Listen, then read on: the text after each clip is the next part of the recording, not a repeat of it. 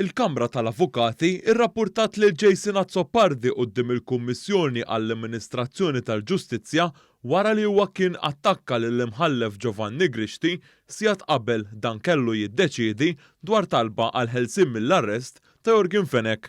Fittra li bagħat il-President tal-Kamra tal-Avukati, Dr. Louis De Gabriele, huwa wera tħassib għal kummenti tad-Deputat Nazzjonalista li taw impressjoni li l-imħallef seta' kellu konflitt ta' interess.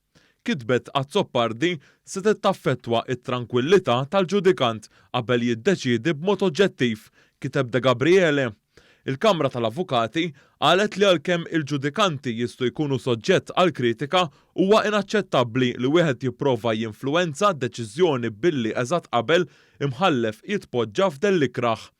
Il-Kamra tal-Avukati qalet li meta aġir bħal dan ġej minn xi ħadd mill-professjoni legali fejn suppost jaf aħjar l-affarijiet huma aktar serji.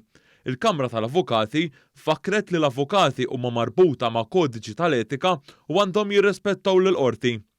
Jason Azzopardi kien attakka lill-imħallef Grixti għaliex fl-2008 dan xtara dajsa mant missier Jorgen Fenech.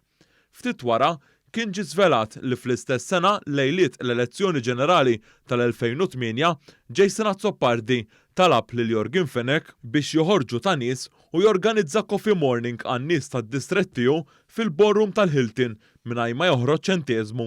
Fl-attakk ma' Jason Azzopardi kien ingħaqad Manuel Delija.